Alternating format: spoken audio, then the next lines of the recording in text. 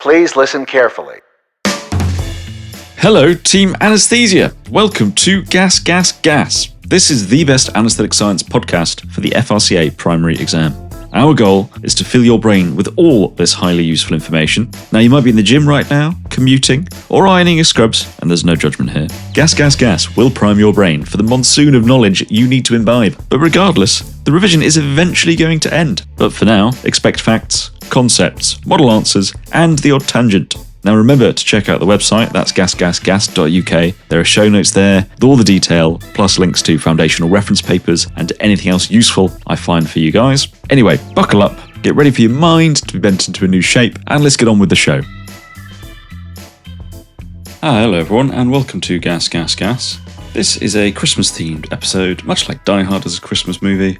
The three wise anaesthetists brought ether, enflurane and explosions to an anaesthetic stable near you.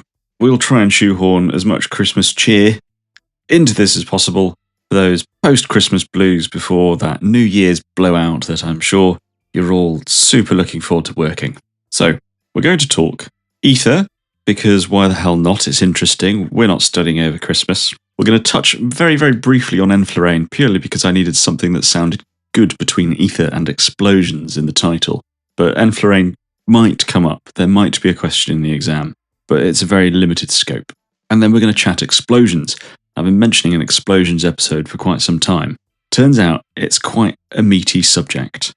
The book that a lot of this knowledge is from, because there's only a whiff of it on e-learning for help, and I will absolutely point out that if you've got to a point in the exam when they're asking you about explosions and ether, then somehow you have made blisteringly rapid progress. And I'm sure the examiner is sweating under the collar trying to think of the next question to ask.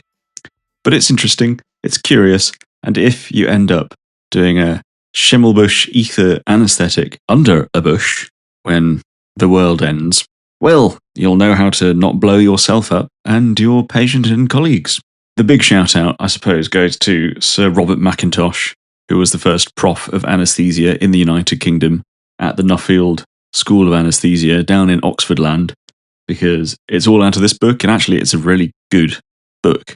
Although admittedly it uses some imperial vibe unitary, because it was written in 1943, but actually it's done a really good job of explaining stuff. So if anyone sees it knocking around in a charity shop, grab it. I think I got it for like £1. And a link to the welcome library page for it is in the show notes for anyone who is curious about some old school anaesthesia text reading, which I'm sure, if you're listening to me, you probably are. So, before I get too stuck into talking to you about what I'm going to talk to you about, I best get into talking to you what I'm going to talk about. That is ether. So I was really quite surprised to find out that ether was first distilled in 1540 by someone called Valerius Cordus, which is a cool name, involving gourds, wine, sulfuric acid, and some fairly clever distillation processes. There's a link to an article that explains his process in great detail, if you're interested. But whilst we distilled it, and when I say we, humanity, distilled it in 1540, no one really knew quite what to do with it. So it was first used as a surgical anaesthetic in 1842, March 30th, in Georgia, United States, by a GP, Dr. Crawford W. Long. Now, I think GP today and GP in 1842 probably quite different, because this chap used it as a surgical anaesthetic to whip out a neck tumour from a boy called James Venable. Now, Dr. Long was just sort of cracking on with it and getting on with his tasks and being clever about it, and wasn't perhaps the best to get his work out on Twitter at the time. So he was originally not quite completely credited for this. So ether was actually being used a little bit like nitrous oxide is being used today by kids, adults, anyone huffing up those little ampules of nitrous that they use for whipping cream and having a laugh. Well, they were using ether for a laugh back then. And it spread across the United States fairly quickly. And some local folks were, getting blasted on ether and then noticing that people were sustaining non-painful injuries. I think Dr. Long also probably partook in passing the ether and noticed bruises that he didn't recall getting. And that's where he drew the logical step that it seemed to obliterate painful stimuli. 4 years after this, there was a public demonstration that introduced ether to the world, really, by William T.G. Morton at Massachusetts General Hospital in Boston. That was in 1846. And he extracted a tooth from a bloke called Ebenezer Hopkins Frost, which again is a cracking name. Morton's public demo of this painless surgery sparked the rapid adoption of ether around the world. But, naturally, the British got there first, but by accident, and no one noticed its benefit. So prior to all this, in the Clifton area of Bristol, of all things, in a hospital of sorts for pneumatic diseases, we were starting to get obsessed with the airs as a humour, I don't know. People were inhaling ether via teapots, which is a very British process, alongside inhaling nitrous oxide via teapots. It was noted at the time an amusing pneumatic to inhale, and it sounded like there was one bloke who went quite hard on the ether and subsequently was rendered unconscious for about 30 hours by the sounds of it. Now, naturally, everyone was rather perplexed, and there is an entry stating someone had considerable fears were entertained for this man's life, but no one had made the association that actually if you can render someone unconscious for 30 hours, maybe you could nick their kidneys or take out a tooth. So that's the history of ether and where it all cracked off. And it has been used for quite some time since then, prior to the introduction of other volatile agents. And we will do a volatile agent timeline history type episode at some point in this volatiles chapter. I'm acutely aware that this is not a history of anesthesia podcast just yet, but that you guys need to study for an exam. So naturally, we will focus on the stuff you need to know as well. But I'm sure you can have a lovely conversation with the father and mother of your anaesthetic department who's been there for yonks. Maybe they knew someone who used to use ether. So, ether is a clear, colourless liquid that is flammable and explosive. It's quite a small molecule, 74 grams per mole, and it pretty much looks like an oxygen molecule with two gull wings if you draw it out in an organic chemistry carbon backbone manner. So it's a CH3, CH2, 2O2. You definitely don't need to know that for the exam. It boils at 35 degrees, and its saturated vapor pressure is about 56 kilopascals. So its saturated vapor pressure is actually quite high, not quite as high as desflurane, which is in the 80s, but it boils at almost room temperature as well. The MAC of ether is 1.92%, so actually quite a small dose. But its blood gas solubility coefficient is 12. Now remember, sevoflurane's Bg coefficient is 0.69. So that is an absolute truckload of excess ether floating around in the blood, not getting involved in tickling those GABA A receptors. As you'd expect, given its MAC of 1.9, you must therefore be able to infer that its oil gas solubility coefficient must convey a high potency. And we're right, it has an oil gas solubility of 65. Other important physicochemical data for ether is something we're all going to be less familiar with, and that is what mixes of ether with air or oxygen cause ignition or explosion. So in air, if you have 1.83% ether up to 48% ether, it will ignite and it will deflagrate. Deflagrate. We're going to define that later. To create an explosive mix of ether, you need to add oxygen, and at concentrations between 2% and 82%, ether will go boom, kaboom, boom. Much like those penguins from Madagascar who like to blow stuff up. Ether, maybe they could have used it. So, pharmacodynamics of ether. We know how volatiles work. I'm not going to labour the point. GABA A receptors messing around. Cardiovascular side effects of ether. Ether was a positive chronotrope by being vagolytic and stimulating the sympathetic nervous system. You can imagine that back in the day when you're doing slightly hairy anaesthesia and you don't really have a clue what you're doing, it's actually probably quite good that it jazzed up your cardiovascular system a bit. It probably is better than the opposite, where someone looks like they've died, because you wouldn't be very good at telling if they'd died. From an inotropy perspective, in vitro, it seems to be a negative inotrope, but in reality, i.e. in vivo, the SNS activation has a positive inotropic effect. It doesn't increase your odds of arrhythmias. It vasodilates your coronaries, and you might think, oh, it is going to vasodilate yourself entirely. It does, but the sympathetic nervous system activation, which occurs in deeper planes of anesthesia, pushes your blood pressure back up again. So quite a forgiving thing to use when you don't really know what you're doing. So in light planes, it drops your blood pressure, but your patient's going to be wriggly. When you get them accidentally too deep, you actually see an increase in blood pressure and heart rate, which, nice. It doesn't sensitize the body to catecholamines.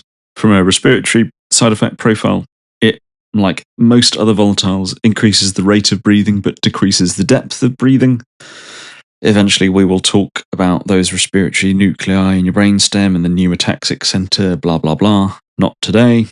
That's when we get onto physiology in 3.5 decades' time. And the parenchymal effects, it's again going to inhibit hypoxic pulmonary vasoconstriction. It is a bronchodilator, but it is quite irritant, and patients are really prone to coughing and breath holding, especially if you ramp up the dose too quickly. So if you accidentally slosh a bit too much ether on that rag or into that teapot, then they'll hack and cough and breath hold, and then you'll find yourself in a tricky plane of anesthesia. CNS effects, as you would expect, it has a dose-dependent effect on your intracranial pressure via causing cerebral vasodilation. It caused nausea and vomiting in 50% of the patients that were exposed to it, which is really quite high. But interestingly, ether has an analgesic effect. So it's not just an anaesthetic, bonks you on the head, but as Dr. Crawford Long noticed, people were, falling off ladders, having smashed some ether and not noticing. And it also causes hypersalivation. And this is probably why there was the historic use of atropine as a pre-med that sort of crept on for quite some time. From a metabolic perspective, ether stimulates gluconeogenesis, i.e. making your glucose in your liver, and may also cause a type B lactic acidosis state. But I don't know if Dr. Long was checking folks' lactates.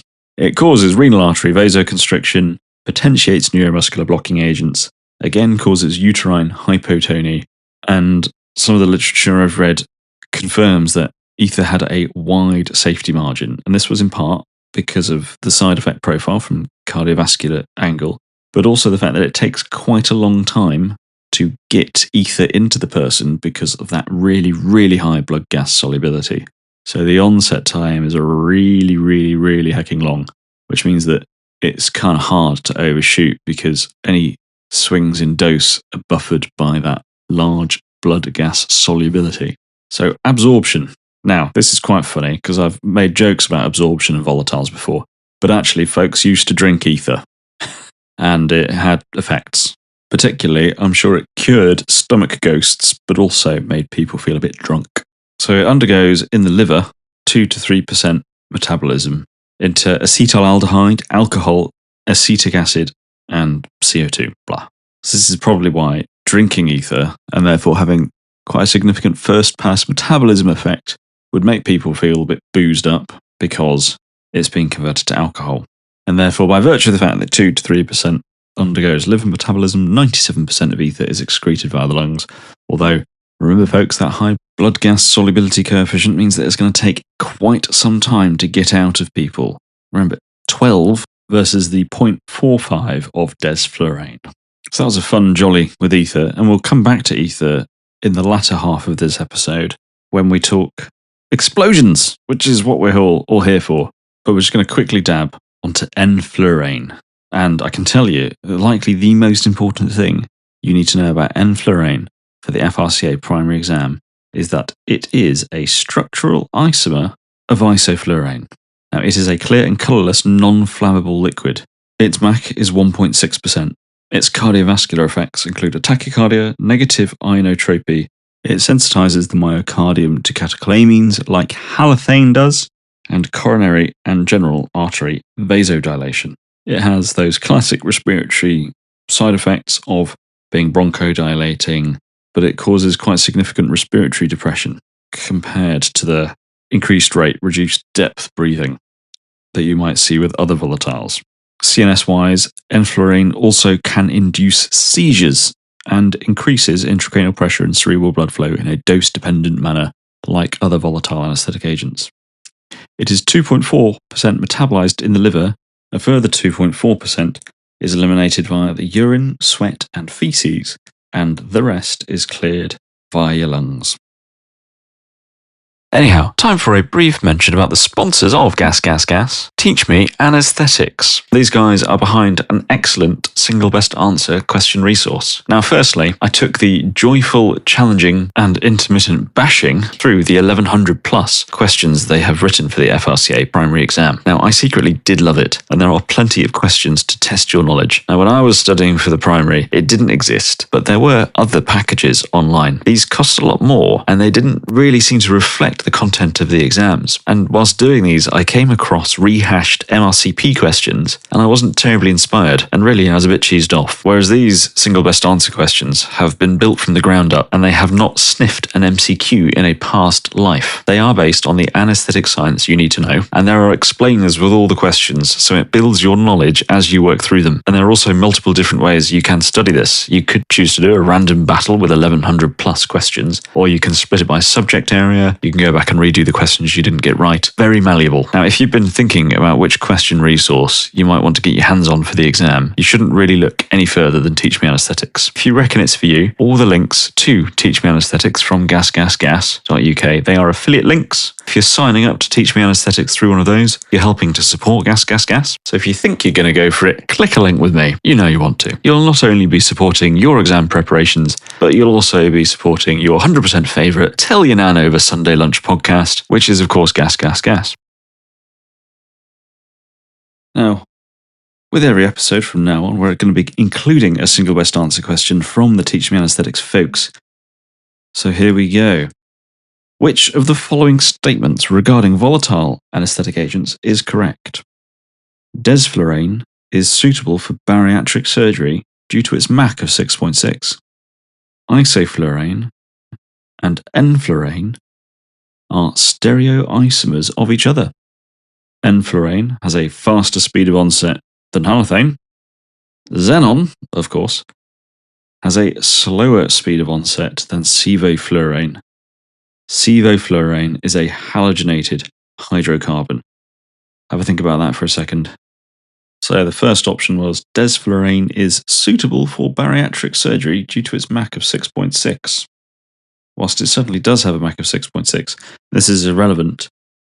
It's the blood gas partition coefficient that is low, 0.45, that means that it's useful for bariatric surgery. But remember, folks, polar bears don't like it. Your second option was isoflurane and enflurane are stereoisomers of each other. Remember, stereoisomers, guys, are those things that are a mirror image of one another. That is not the case here. Isoflurane and enflurane are structural isomers, i.e. same atoms, different configuration. Option 3, enflurane has a faster speed of onset than halothane. So, hard to know if this is wrong or right, isn't it? So it would be worth thinking about the other ones and trying to rule in or rule out those first. So, fourth option was xenon has a slower speed of onset than sevoflurane. We'll do a xenon episode, but I can tell you that you need to give someone quite a lot of xenon to anaesthetise them. But also remember that it's a noble gas, and actually its blood gas partition coefficient is 0.115, which is actually super low. It's lower than desflurane. Therefore, its onset time is actually faster. And is sevoflurane a halogenated hydrocarbon? No, it is not. Halothane is, but sevoflurane is not a halogenated hydrocarbon. Sevoflurane is a polyfluorinated isopropyl methyl ether, which I'm sure will just roll off your tongue in the exam.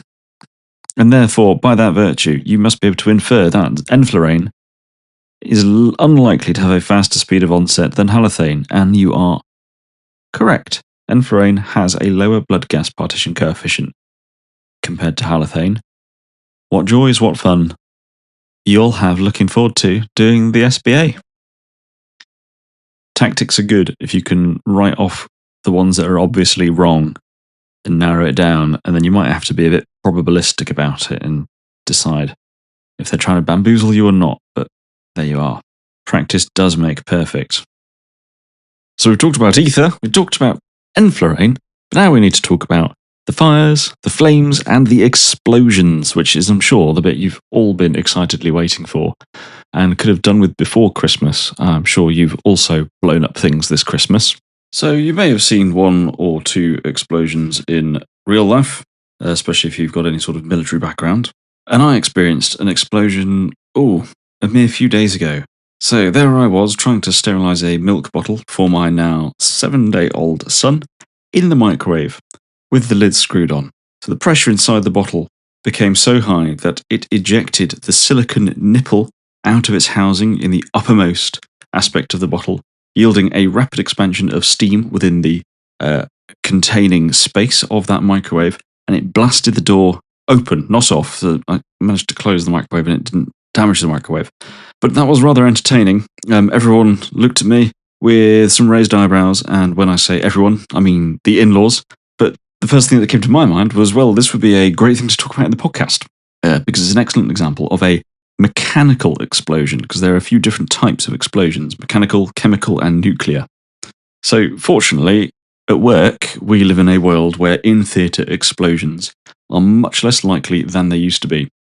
And this is for a number of reasons, in part because we use things that aren't as explosive as we did once upon a time, and there are more safety mechanisms and protocols in place to reduce the chances of explosions. So we don't just leave oxygen gas lying around, leaking out of slightly dodgy equipment, and we keep highly flammable and explosive things away from oxygen and ideally away from sources of ignition. You might have seen a weird yellow locker knocking around in a few places in the hospital. These yellow lockers are meant to contain explosive, flammable things.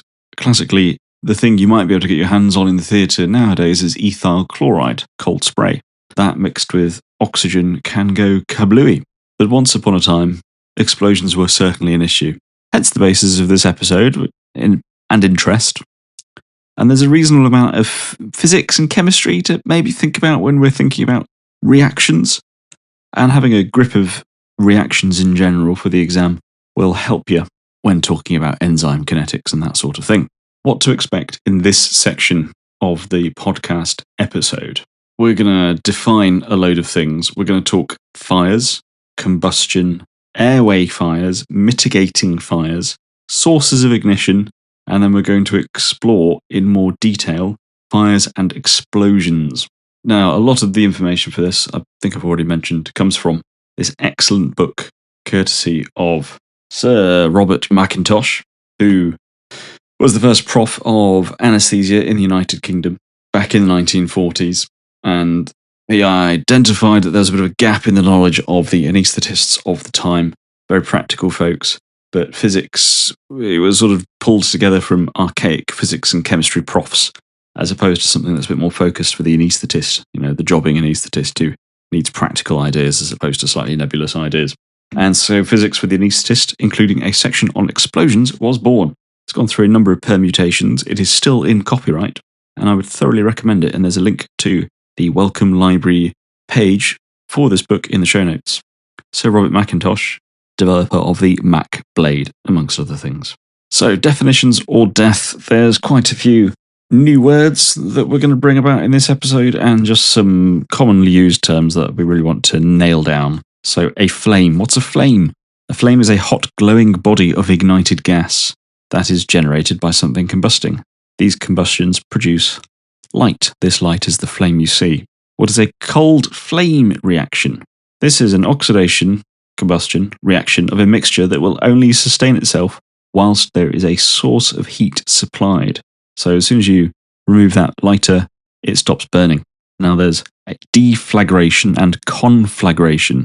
A conflagration is an extensive fire which is sort of wrecking the place. A hillside alight in a wildfire is a conflagration.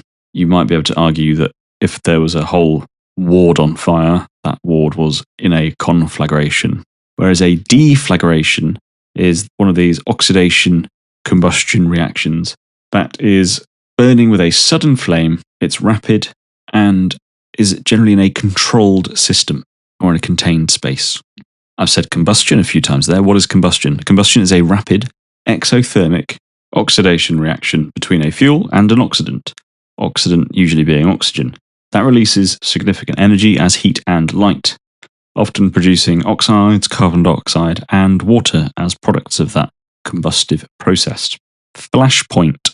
This is something that is worth a definition, but it's not going to come up again in the episode. A flashpoint is a property of a liquid fuel whereby you draw a flame across the top of it and see if you ignite the volatile elements of that compound off-gassing or vaporizing from that liquid. If you have quite a cold, volatile compound, you're going to get less vaporization on its surface. You might not see ignition, whereas a nice warm, volatile compound, more likely to ignite. The flash point is that point where it goes from being ignited with that flame drawn across the top of it to not being ignited. And then what is an explosion? So an explosion is really anything that achieves a volume of expanding gas in a very short time frame. The shorter the time frame, the bigger the boom. Subtypes of explosion. So mechanical, this is overloading something with pressure. So for example, the baby milk bottle analogy in the microwave, that was an excellent accident on my part. But also if you were to close the safety release valves on a vacuum insulated evaporator in a hospital and heated it up, eventually it would go bang. Remember that 1 litre of liquid oxygen would much prefer to be 861 litres of gaseous oxygen when it's sufficiently heated. There are chemical explosions. When we say chemical, these are TNT, C4 type stuff, high explosives. And then deflagrating chemical explosions, i.e. low explosives. That's what tends to happen in anaesthetic land. And then nuclear explosions. Rapid release of huge quantities of energy, causing heat expansion of the gas around it. And that's due to that chain reaction of neutrino badness. Go watch Oppenheimer. If you've not seen it, you should go watch it. If you've seen it, watch it again. It's great. It's on iPlayer at the moment. Make sure to turn the volume up. And then detonations. So detonation is combustion of a substance, which is a sudden and extremely rapid propagation of the combustion that's occurring, giving rise to a shock wave. And what's a shock wave, you ask? A shock wave is a sharp change of pressure in a narrow region travelling through a medium. We'll presume air for this example, caused by an explosion or by a body moving through that medium faster than sound travels through that medium. Hence, you get a sonic boom of a jet aircraft above Mach 1 howling through the atmosphere. Great, so those are our definitions. Hopefully this will smooth out the rest of the episode. So, we're going to talk fire first, then we're going to talk explosions, because naturally they do lead on. So for a fire to get 11 A stars at GCSE, it requires the correct combination of 3 things. A heat source, a fuel source, and an oxidizer source. Classically oxygen, but it can also be nitrous oxide, nitric oxide, and hydrogen peroxide, noting that all those 3 molecules contain oxygen. Heat sources, we're going to go into more detail, but just think a spark, a flame, or sufficient compression of a gas. If you compress something, you will make it hotter. That's why your bicycle pump gets warm. If you're very lazy and you try and pump up a flat car tyre at home instead of taking it to the garage, with a bike pump taking ages, your bike pump gets quite warm. Other perhaps slightly more common sources in an NHS hospital would be electrocautery, diathermy, lasers, magnifying glasses maybe, or optics. And in true NHS fashion, everyone knows of a slightly dodgy electrical socket with some tape over it saying do not use. You shouldn't use that. And nor, arguably, should you be toasting bread using an open flame or modern toasting devices. These are indeed notoriously sparky and will be sufficient for triggering deflagrations and explosions. And fuel sources. So we know that we shouldn't pile up notes outside fire exits in hospitals, but in theatre, bowel gas can go up in smoke. The surgical prep drapes that we use can melt, burn and cook. And obviously, if we're anaesthetising people with ether, cyclopropane, divinyl ether, then we might see 1 or 2 ignitions of that. So how do we mitigate these problems? Because in the exam, they're asking you in a Viva about fire. They want you to probably quote those three, the triad of fire that you need, the heat, oxidizers, and fuel. And then what do you do to reduce the risk? So it depends situationally on what's going on, and you could probably break it down into patient, environment, and surgical. Patient being, be as cheap as the oxygen as you can. Don't leak loads of oxygen out around a face mask. If you were in resus, don't leave the 15 litres blowing under the covers. And on the wards, nasal specs under the sheets, and patients deciding that they are going to have that damn cigarette. Doesn't end well. Unplug the nitrous oxide from the anaesthetic machine, throw away the pipes, then no one can use that and cause bother, and the polar bears will thank us. Surgically wise, keep an eye on the surgeons and sloshing around that alcohol solution, making sure it's dry and cleared and there's nothing pooled down the sides of the patient. Very significant application of fire safety when utilising lasers in theatre, and being cautious about setting fire to the patient's body hair. Surgical equipment itself should be safe, tested, and not causing any tingling when you touch it, which would suggest earth leakage. And from an anaesthetic equipment perspective, do not grease your Bodoc seals as much as you are tempted to. Get that can of grease, which is obviously in every anaesthetic room for any emergency lubrication problems.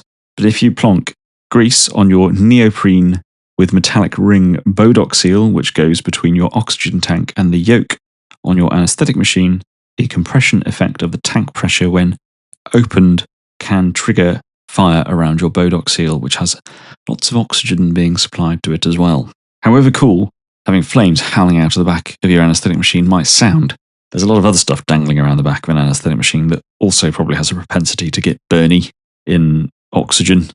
So don't grease your Bodoc seals, folk. Now, there's a great BJA article on fire and managing fire, which is linked to in the show notes. So we've talked about mitigating fire, but what about actually managing a fire? So this depends on whether or not the patient is on fire, a staff member is on fire, the room is on fire, or there is an airway fire. We're going to focus on airway fires because, theatre sisters should be able to put out the scrub nurse, hopefully, whilst we manage that anaesthetic. So with an airway fire, sometimes it's quite challenging to spot it. There might be a flash, a pop as your endotracheal cuff goes pop whilst it expands in the heat, a funky smell, or you might see some smoke. Once you've identified a fire, the second step is declaring or hollering fire. And then in a coordinated manner, a number of things have to happen. You should stop ventilating the patient, deflate and remove airway devices, slosh copious amounts of saline into the airway when there are operations involving airway fire risk, i.e. ENT lasering. A jug of water must be available on the scrub trolley for such a thing. The surgeon should remove any remaining debris once saline is in, i.e. plastic that's cooled down, a fragment of etc. And you should resume ventilating the patient with low oxygen fractions in case there's anything smouldering inside the patient, ideally with a bag valve mask to avoid an excessive oxygen. Naturally, if you're maintaining anaesthesia with volatile, then you will have to use your anaesthetic circuit, but probably worth dialing down the oxygen, rolling that flow rate right high, and trying to flush the oxygen out of your circuit. And at that point, you probably need to make some decisions about next steps. If the fire is not contained and is spreading over the patient, then a CO2 fire extinguisher would certainly be a worthwhile thing to blast all over the patient, try and put them out. And maybe trigger a fire alarm. If you've been successful in attaining control, then you need to inspect the airway for injuries, and that could either be anaesthetist-led bronchoscopy or surgeon-led laryngoscopy, although arguably you need to have a look further in if you think there has been a fire down the patient's airways, because there might be distal inflammation and redness, which we need to think about. It's certainly worth conducting some airway toilet to make sure that no debris is lurking down there, re-intubating the patient, or intubating the patient if they weren't tubed to begin with, and keeping them sedated if there's any whiff of a suspicion of airway burns, as they will end up with gas exchange complications and ARDS. And if their trachea starts swelling up, you'll just make your life harder to intubate them. When you're going to extubate them, remember to do a leak test to actually make sure that that trachea isn't just incredibly swollen and pressed on your tube. Cool. Right. So we talked about airway fires. And we talked about mitigating airway fires, but what about more broadly how fuel mixes may become ignited, i.e. sources of ignition? So there's autooxidation or auto-oxidation. And this actually happens with ether. Auto, self-oxidation. Well, you might have guessed oxidation means oxidation. But once upon a time, ether, pure, in a glass bottle, left on a shelf in the sunlight, would produce some hydrogen peroxides, either through impurities or the nature of the molecule itself, which are really labile and act like detonators. That meant that when you picked up and accidentally shook a bottle of ether that you'd left on the shelf, it could just go kaboom. Ether that was supplied to hospitals and used for anaesthesia was kept in containers that reduced light exposure with antioxidants as part of that liquid, therefore making it all rather a bit more safe. Spontaneous ignition, well, it's not quite spontaneous ignition. If you have a gas and you put it in a box and then you just heat that box up, eventually you will warm that gas through to a sufficient point whereby it will spontaneously start to combust. And when I say gas, I mean fuel mix, because if you just had pure butane in a box and heated it and heated it and heated it, but there was no oxidizer, then you would get no combustion, wouldn't you? Some very few gases actually spontaneously ignite at room temperature, but these are quite niche things. Most stuff generally needs to be rather warm to ignite, and you can see why this is logically the case, because otherwise life on this planet wouldn't be as we know it if trees just spontaneously erupted. So wood will auto-ignite at 300 degrees, and isopropyl alcohol, that stuff in Chlorhex wipes, at 399 degrees C. So whilst I appreciate that NH hospitals sometimes feel like they're at 399 degrees C, the fact that the Chlorhex isn't going up in smoke suggests otherwise. And then obviously, in hospital sources of ignition, we've covered them before. Open flames. Very few theatres have open flames in them. Although once upon a time, they did used to have fireplaces to keep the theatre warm. You could do your toast on it, but if you were to spill some ether near the fireplace, bad news. Cigarettes, obviously, were a bit of a concern once upon a time. Nowadays, laparoscopes, diathermy, and there's always going to be risks of arcs from faulty switches. And we all have to walk around, or at least on paper have to walk around, in shoes that prevent static buildup. We have floors that are conductive that dissipate static, because static charge built up in one object that's transferred to another object can cause a spark and cause ignition. Now, it's only non-conductive, poorly earthed objects that will do this, because if you've got a metal bar and you somehow induce a static charge in it, but that static charge is connected to you by your hand, you will equalize in charge with that bar, and therefore you won't get a discharge between them. Whereas if you've got a rubber balloon and you've rubbed it and rubbed it and rubbed it and rubbed it, it will hold a charge because it's quite a good insulator. So the face masks of old, the big rubber face masks of old, the material in that was altered to make them more conductive, i.e. less effective insulators. And this is why also humidity in theatres was a thing. You would maintain sufficient humidity in your theatre to keep a very fine layer of moistness around the place, because that fine layer of moistness improved conductivity and therefore reduced static build-up chances. All very interesting. That's why we used to be obsessed with having anti-static stuff. Now, not really an issue, is it? We don't use things that explode. Makes our lives safer and naturally less exciting. So, explosives in anaesthesia. The explosions that were seen in anaesthesia were not the absolute fastest, i.e. like dynamite or TNT. Generally speaking, it's a deflagration that gets carried away and detonates because it is operating in the conditions that would enable it to detonate. And we're going to go through those conditions. We're going to go through what a combustion reaction looks like on paper. We're going to talk about things that influence reaction rates and talk about what it means to have a detonation within a breathing circuit. And then that's the episode over. And you'll just have to wait another 2 weeks-ish. I do have a new one, but here we're going to try our best. So, the explosives, once upon a time in anaesthesia, we had ether, which is called diethyl ether, remember? Then we had divinyl ether, which unfortunately is more explosive again. Ether in itself will not explode when mixed with air only, which is the case for most things in anaesthesia. But ether in an oxygen mixture, obviously you may have a mix of oxygen, air, or I should really say oxygen, nitrogen plus ether. And if you have more than 21% oxygen, you could say that is an oxygen-rich mixture. But in a range of between 3 and 33% ether in oxygen, you will have an explosive that will happily detonate, whereas ether in just air will burn from a range of 1.83 up to 48% ether. Burn, or nice word here is deflagrate. Other things that go boom, ethyl chloride we mentioned. That's less available these days, but I'm sure you might have seen those glass bottles with a little spray lever around that you can use to test cold and chill skin to put a cannula in. In the presence of oxygen, ethyl chloride will form an explosive mixture with a mere 4% ethyl chloride up to 67% ethyl chloride. Ethyl chloride mixed in air can also explode though, 3.8 to 15%. Noting, if you had 67% ethyl chloride, it would be crowding out your oxygen as well as your nitrogen. Therefore, the availability of the reactants will be less. Cyclopropane, now not in use, but previously was, and that is highly flammable.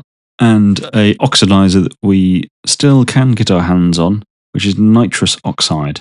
This supports combustion and can burn hotter than a solitary oxygen mix purely because it's more oxygen available. As you heat it up, the oxygen is liberated. Obviously, it does leave nitrogen behind. And this is why nitrous oxide, especially Need for Speed Underground 2 and other such games, is used to make you go briefly faster with your car. Zoom, zoom. Okay, so if you were to try and write down a combustion reaction on a bit of paper to kind of break it all down and draw some logic in an exam, you would write gases A and B, those are your reactants, plus heat added leads to a chemical rearrangement producing products D and C, plus minus heat, plus minus photons. When we say heat, that's heat energy, but you could also make an argument that you're actually emitting electromagnetic spectrum, of which photons are one, but infrared radiation is another. This probably, hopefully, harks back to A-level or GCSE chemistry, where we talk about reactants and products, etc. Just remember that you're adding heat to alter bonds because you need to achieve a sufficient activation energy of a reaction to trigger its chemical rearrangement. This chemical rearrangement classically steps down from a set of more reactive molecules to a set of less reactive, more stable molecules. So a good example that perhaps elaborates on activation energy is burning wood. So there are multiple flammable things in a lump of wood. It isn't just that block of carbon that we all imagine, but it's got sugars in it, it's sap in it, and it's got things like creosote in it. And these all burn at different temperatures, i.e. they have different activation energies. We've all witnessed this when we've started a fire and it's all smoky and crap and everyone's spluttering. And once you get it roaring, all that smoke dissipates. This is because you are successfully achieving near maximal combustion of all the molecules. So if we take that step further and now we're thinking about our wood-burning stove, it would be inefficient to have lugged all that wood home, stacked it, dried it, put it in your wood-burning stove, and then just sit there and watch it smoke like shit. Because you're wasting half of the energy. You need to burn all of that material. A, if you don't, you're wasting heat. B, that cold, grotty smoke will rise through your chimney or flue and cool down.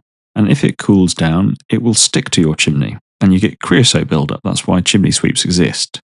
That creosote buildup, when you finally get a roaring fire going, will trigger a flue fire and you set your chimney on fire, and that's bad news.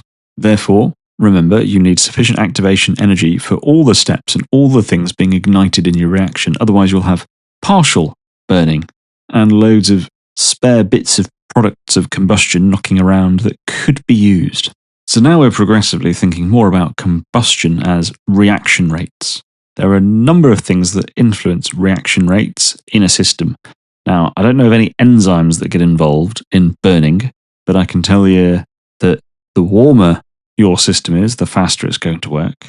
The nature of your fuel mix has a significant influence on reaction rate, and the physical environment within which your combustion reaction is taking place is important for two reasons. An enclosed physical environment with burning that's heating the gases in that environment will cause compression and actively warm things further by increasing pressure but also trapping heat inside, therefore enabling the reaction to continue trundling forward, getting hotter and hotter and hotter. We're going to talk about fuel mix first. So in a perfect world, you would have a quantity of reactants, your wood and your oxygen, and a quantity of products, and the ratio of wood to oxygen is completely on the dot that everything gets burned and consumed. That's a stoichiometric mixture, i.e. one that is going to be completely consumed in the reaction. Stoichiometric mixtures burn the best and the fastest. If you are swinging to either direction on the sides of that stoichiometric mixture, you have a richer mixture if you've got too much fuel, not enough oxygen, and a leaner mixture if you've got too little fuel and the same amount of oxygen. You might have come across rich and lean fuel mixes being talked about if anyone's explained how a carburetor works in a motorbike, for example, whereby you can slightly alter a pin and change the nature of the fuel mix. If your motorbike's kind of spluttering and struggling to get going and it's actually running a bit lean, adding a little bit more fuel might make it idle smoother, but you consume more fuel that way. If you have a really rich mixture howling through your carburetor into your engine, you will get incomplete combustion and lead to debris and furring up and all sorts of bother within your engine. So what about heat gain and heat loss and how that contributes to a reaction?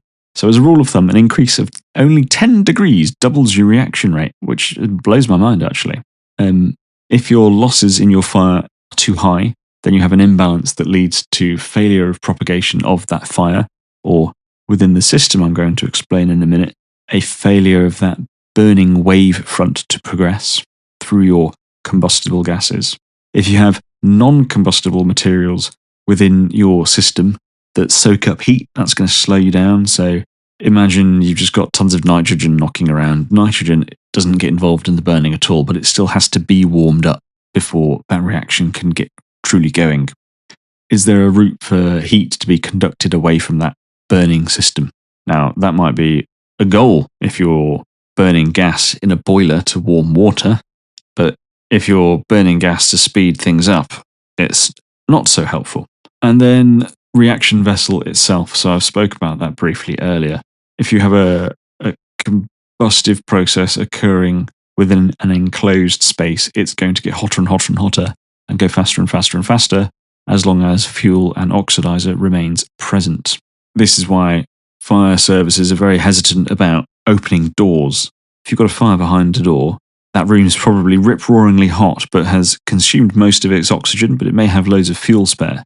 You open that door, you're going to absolutely immediately suck oxygen into that room, and you're going to get engulfed in flames piling back out of that room. And I've got an example of that at the end of the show, just to close on. Not quite me being burned alive by a fire, but almost. No. So, us as anaesthetists, we're less interested in how a fire might behave in a bedroom, but we are more interested in how a fire, a deflagration, or an explosion might behave within our ventilatory apparatus, our tubes, our pumps, our anaesthetic machines. So first off, we need to put our imagination hats on. We're going to imagine a tube, and it's open-ended, both ends. We've got an A end and a B end, and within that tube contains a flammable gas mixture. We've tipped some ether in there. We've sloshed it up and down, and it's evaporated off and filled that tube with a bit of ether. But there's still some air in there as well. And then we light point A. 4 things may occur in our tube system here. The flame sputters and it fails. There is insufficient heat to maintain combustion, or the fuel mixture is non-conducive to combustion. It may simply ignite the gas on point A, and you'll see a wave front of flame transit across your tube to point B. The ignition may near immediately cause a burst of flame and heat from either end of the tube, almost imperceptibly fast. That's tipping towards explosion and detonation. And the fourth option would be the mix fails to ignite at all, and that could be because there's simply too much ether and not enough oxygen. So as long as that mixture can self-maintain its combustion with the heat it generates, you will end up with a flame journeying across from A to B. So that could be an ignition from your anaesthetic machine journeying through your circle circuit to the patient end.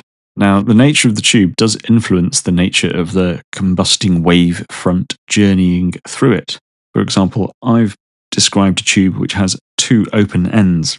But if you have a closed end and cause an ignition at that closed end, you will end up with greater rates of heating and expansion of that wave front. There's no blowback, increasing pressure behind it, and a more rapid transit of flame. That's why a rifle shooting a bullet isn't open-ended at the back. It's a closed barrel with one end that opens in order to allow all that force to drive that round out of the end of your rifle. So let's imagine our tube again. We can alter the properties of that system to either support combustion or inhibit combustion. And we're interested in explosions here, so we're going to try and support combustion. And by that virtue, we need a mixture that's nearer stoichiometric than not, i.e. not rich or lean. There aren't other materials and gases in there uninvolved in that reaction. They're just going to waste energy, i.e. nitrogen floating around in there. We might want to insulate that tube to help contain the heat that is generated. And eventually we will find ourselves in a situation where we alter our propagating flame, our deflagration down that tube into an explosion down that tube. That transition from deflagration to explosion involves detonation. And that's when a deflagration accelerates to the point where it tips into generating a compressive shock wave that heats the gases ahead of the wave front, therefore facilitating faster and faster and faster and faster combustion. Long tubes more likely to achieve that shift from deflagration to explosion as long as the fuel mix is sufficient, and whichever angle the tube is at also is important. So if you have a vertical tube as opposed to a horizontal tube and you light the top and you expect that flame to track downwards, sure I can imagine, and it definitely bears out in reality, it's quite slow. If you were to light that tube from the bottom, it'll howl all the way up that tube very, very fast, and you're more likely to tip into a detonation from a deflagration process. Why are we chatting about detonations in tubes and deflagrations in tubes? Well, that's because when a patient's attached to that tube, it's arguably quite bad news. Beyond a patient simply receiving airway burns, if there's a detonation inside your anaesthetic circuit, obviously it's bad for your anaesthetic machine. It's bad for the patient's lungs because they are exposed to a pressure wave. When you achieve a detonation, it will deliver a pressure of 25 to 30 atmospheres, which is quite a lot. Remembering that 1 atmosphere of pressure is 101 kilopascals. 30 atmospheres of pressure, therefore, would be 3,000 kilopascals of pressure, which is the equivalent of about 30,000 centimeters of water of pressure. And when we start having kittens about plateau pressure or a peak pressure of 25 to 30 centimeters of water, you can see that that's quite a lot of pressure to expose to someone's lung. And they will get blast lung, which is something you can recognize in people who are victims of gas explosions or grenades in enclosed spaces in conflict. In this episode, so far, we have spoken about ether, enflurane, fire, what causes fire, mitigation of fire, airway fire, talked about combustion as a chemical reaction, used wood as an example, spoke about auto-ignition, auto-oxidation, and touched on detonations in anaesthetic circuits. The last thing I want to do is tell you a story about how, as a young idiot, I caused what now probably sounds a little bit like a detonation to me. So I took a 2-litre Coca-Cola bottle and obviously drank the Coca-Cola, because who doesn't need all that sugar when they're 16? And then I filled that Coca-Cola bottle with butane from 2 lighters, I think it was. I then lit that, and it burned slowly with a flame from the end, a bit like a butane Molotov cocktail. I'm sure quite a few people have also done this. And if you squeezed the bottle, it would eject some of the butane, and you would get a pretty good arc of flame come out of it, which was great fun. But intermittently, it would go out. So as I was fiddling around trying to reignite the mix, I squeezed the bottle, aspirated a load of air inside it alongside the flame. this achieved quite a good mixture of flame, butane, air, and it all ignited as opposed to the air-butane interface at the tip of the bottle that was causing my little pilot flame sort of effect that I was seeing initially. This ejected from the bottle all over my hand at a blistering rate, with a bit of noise as well, if I remember correctly. This was quite a few years ago now. And A, it melted the Coke bottle a little bit, and B, it blistered the crap out of my igniting hand. So naturally, who would own up to this as a child? My hand became better in a week or so. But I think this demonstrates that initially the mixture in that Coca-Cola bottle was really rich. So it wasn't actually conducive to burning. It didn't have enough oxidizer in it. It didn't have enough oxygen. But eventually, by mucking around and running around and spraying flames at my mates, I hit a sweet spot where I inadvertently probably created the stoichiometric butane air mix, and it went whoomp, burning in a much rapid and hotter manner than it had initially been doing so. So after this, I was far more careful and ensured to point the bottle at my friends and not myself. I was a young idiot, and I may still be an idiot now, seeing as I managed to blow the door open on the microwave a number of days ago. But that was the GasGasGas slightly protracted Christmas special. Why wouldn't you want to think about ether and enflurane and explosions at Christmas instead of having to stress completely about the FRCA? Some of this stuff is certainly FRCA relevant, and a number of it is just purely for interest and curiosity. I particularly liked the teapot ether action in Clifton in Bristol.